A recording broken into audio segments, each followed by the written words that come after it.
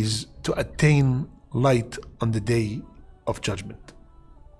First, Rasulullah sallallahu alayhi wasallam, he said, بشر المشائين في الظلمات إلى المساجد بالنور التام يوم القيامة.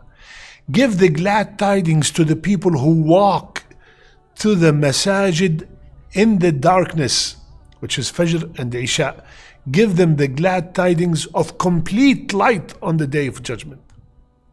Specifically, he said masha'in, walking. So many of us come to the masjid, especially us living in the West, we come to the masjid in our cars. So in order to get that ajr, and inshallah you will get the ajr the moment you leave your home. But in order to emphasize that I walked, park your car a little bit far from the masjid and walk to the masjid. Walk to the masjid so you can get that complete light on the day of judgment, and specifically Fajr and Isha. So that is the first way to attain light on the day of judgment. Second, something that we all do on a daily basis, perfection of wudu. Rasulullah sallallahu alayhi wasallam, and the hadith is in Muslim and Bukhari, he said, my nation will be called on the day of resurrection as brightly radiant from the traces of wudu. The places that we wash our parts of wudu with, they will be shining on the day of judgment. Whoever amongst you is able to extend his radiance, let him do so. Rasulullah said.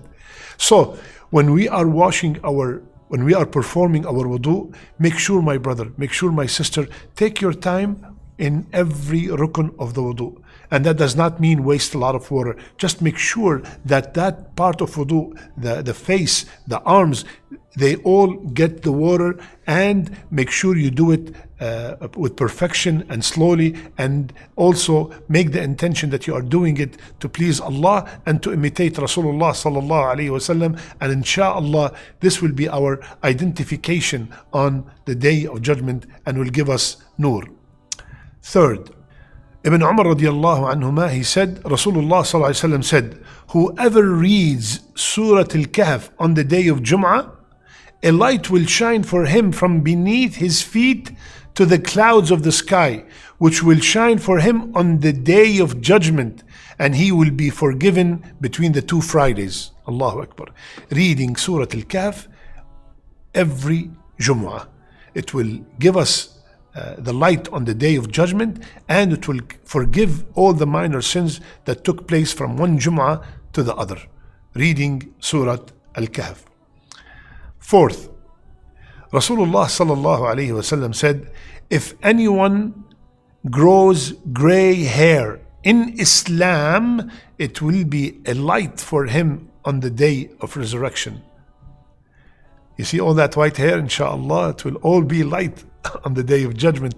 And I hope also all your white hair. What does that mean? That means someone who grew in Islam as a Muslim, as a practicing Muslim, and he became old in Islam. Not someone who joined Islam at a later age and that white stuff. No.